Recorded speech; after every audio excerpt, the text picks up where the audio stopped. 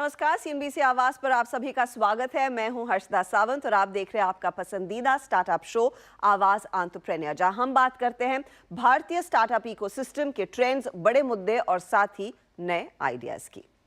पिछले वीकेंड को रिपोर्ट हुआ सिलिकॉन वैली बैंक का कोलैप्स स्टार्टअप इकोसिस्टम के लिए किसी भूकंप से कम नहीं था और इसके झटके इस पूरे हफ्ते महसूस किए गए। सिलिकॉन वैली बैंक अमेरिका का एक ऐसा बैंक था जो बड़े पैमाने पर विश्व के स्टार्टअप्स और इनोवेटर्स को सालों से सपोर्ट करता आया है। इस बैंक ने कुछ कंपनियों में खुद निवेश किया और साथ ही दुनिया के कई छोटे बड़े वेंचर फंड्स, निवेशक और वाई कॉम्बिनेटर जैसे एक्सेलरेटर्स जो भारतीय स्टार्टअप्स में निवेश करते हैं, उनका पैसा इस बैंक में जमा था। समय रहते अमेरिकी रेगुलेटर हरकत में जरूर आया, डिपॉजिटर्स को राहत देने के लिए कदम भी उठाए गए, लेकिन ये सारे कदम एक टेम्पररी सोल्यूशन की तरह देखे जा रहे हैं। सिलिकॉन वैली बैंक का बिखरना इकोसिस्टम के लिए एक बड़ा झटका है।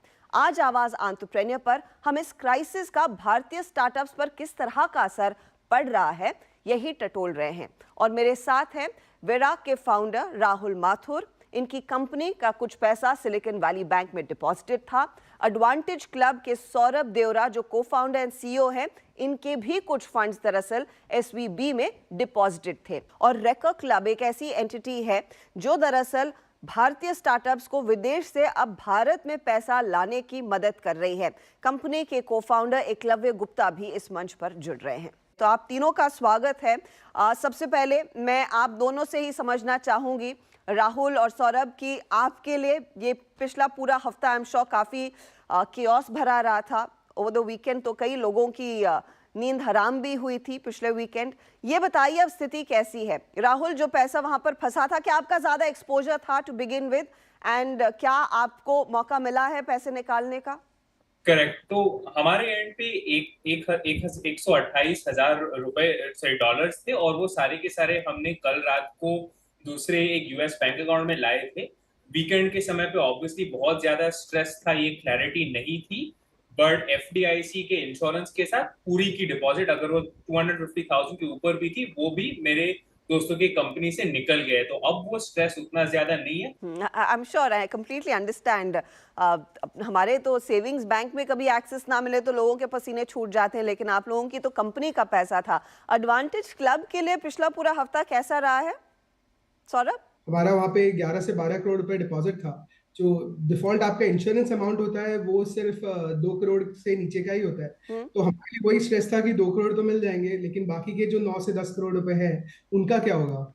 तो बट संडे को फिर फाइनली गवर्नमेंट ने इंटरवीन किया, तो उससे संडे रात को सबको राहत मिली कि सबका पैसा 100% सिक्योर रहेगा और वापस आ गया हमारा पैसा, हमने भी निकाल लिया है वहां से। अच्छा, तो ये क्या सिर्फ स्टॉप गैप सोल्यूशन मिला है आपको, या फिर आपको लग रहा है कि अब सिलिकॉन वैली बैंक या फिर इस तरह के दूसरे बैंकों में पैसा रखना एक बड़ा खतरा है? राहुल, मैं आपकी पहले राय लेना चाहूंगी, क्योंकि कई ऐसी अपॉर्चुनिटीज दूसरे बैंक्स दे रहे हैं, लेकिन ये भी डेवलपमेंट आया है जहां पर मूडीज ने इनफैक्ट अमेरिकी बैंकिंग सिस्टम पर रेटिंग घटाई है और उन्होंने आउटलुक अपना नेगेटिव कर लिया है। क्या उसका कुछ डर है? तो जो एडवाइस सारे स्टार्टअप्स को मिलती है और पहले भी मिलती थी कि अगर आप बड़ा फंडिंग राउंड उठा रहे हो तो पहली चीज जो आपको करनी चाहिए कि काउंटर पार्टी रिस्क कम करनी चाहिए, यानी कि आप बहुत सारे बैंक्स में अपने पैसे को जमा कर लो। तो ये एडवाइस ऑब्वियसली रहा था, मे बी कुछ लोगों ने भूल लिया था, लेकिन हमने भी ये किया था जिसके कारण वो एक्सपोजर कम था। तो ऑब्वियसली आपको ऑलरेडी पता है अगर आप बैंक में डिपॉजिट डालते हो तो वो रिस्क है, लेकिन ये एक इंसिडेंट के साथ मुझे लगता है कुछ और लोग इस पे थोड़ा ध्यान देंगे, राइट? सिर्फ बिजनेस पे नहीं, मे भी अपने किस बैंक में आप पैसे जमा करो उस पे भी ध्यान देंगे, लेकिन ये मेरे मुताबिक आपको नॉर्मली भी करना चाहिए अगर आप कंपनी चलाते हो। सौरभ, आप लोग अब क्या कहाँ पर बैंक कर रहे हैं? क्या पूरा पैसा भारत में है या फिर सिलिकॉन वैली बैंक से निकालकर आपने किसी दूसरे अमेरिकी बैंक में रखा है? तो हमारा ऑपरेशन 100 कंट्रीज में स्प्रेड आउट है, तो इसलिए हमारे जो पैसे हैं वो हमें दूसरे देशों में भी जरूरत पड़ती है। तो हम लोग इसलिए पैसा कुछ हद तक यूएस में रखना प्रेफर करते हैं, जो इंडिया में जरूरत होती है वो इंडिया में मूव करते हैं। तो इसलिए अब हमने मल्टीपल बैंक्स में स्प्रेड कर लिया है एंड थोड़ा ट्रेडिशनल बैंक की तरफ फोकस ज्यादा हो गया है, जो यूएस के टॉप 5 बैंक है, जहाँ पे डिपॉजिट्स एंड $1 ट्रिलियन है वो जो उनकी कोर इकोनॉमी से एसोसिएटेड है, तो अब पैसा वहां मूव कर रहे हैं हम लोग, बिकॉज वो कंसिडर्ड है कि ज्यादा सेफ है।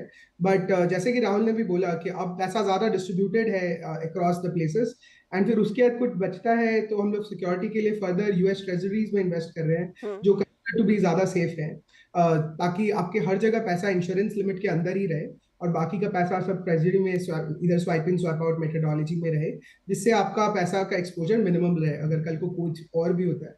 बट ये काफी हद तक आई ओपनर था टू अंडरस्टैंड कि ऐसा भी सच में हो सकता है कि एक इतनी बड़ी बैंक में भी ऐसा इशू हो सकता है यूएस जैसे देश में। जी, in fact of course Silicon Valley bank में लोग पैसा क्यों रख रहे थे और ये क्यों प्रेफर्ड था, इस पर मैं आऊंगी, लेकिन रेकर क्लब ने भी काफ़ी कुछ किया है जहां पर ये बाकी कंपनियां स्ट्रेस ले रही थी कि हमारा पैसा वहां पर फंसा है।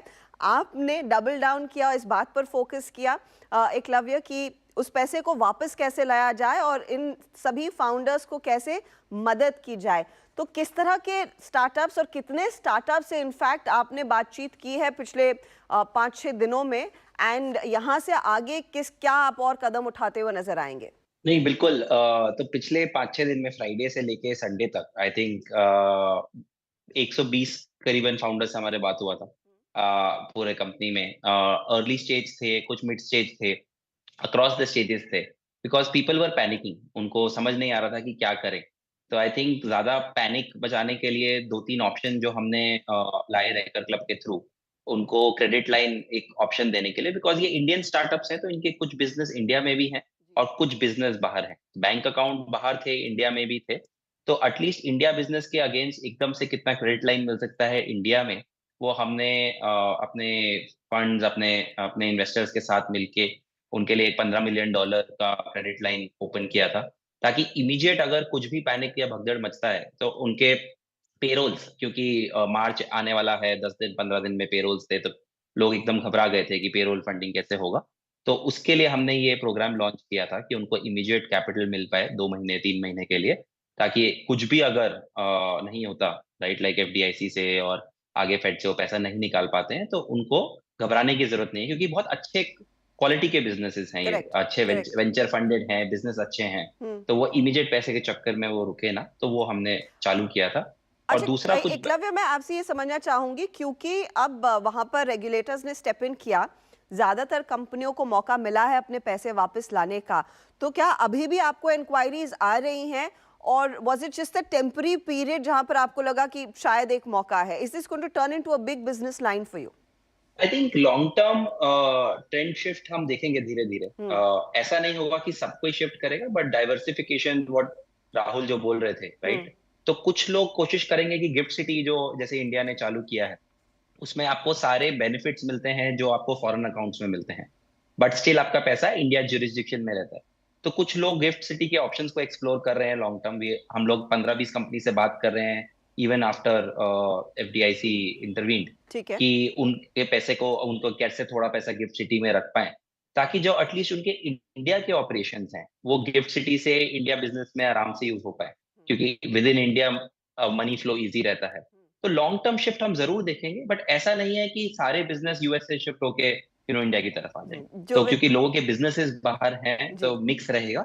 But we will definitely see that कि थोड़े लोग शिफ्ट कर रहे हैं गिफ्ट सिटी में और इंडिया में पैसा रखना, तो डाइवर्सिफिकेशन एक ऑप्शन मिल रहा है कि अगर आपको बहुत ज्यादा तनाव हो रहा है तो आप गिफ्ट सिटी में भी पैसा पार्क कर सकते हैं और आपको शायद वही सहूलियत मिलेगी। चर्चा में लेंगे एक छोटा सा ब्रेक, लेकिन आगे क्या रैमिफिकेशंस हो सकते हैं इस क्राइसिस के ओवरऑल इकोसिस्टम पर, फंडिंग एनवायरनमेंट पर, उस पर भी बातचीत होगी ब्रेक के बाद।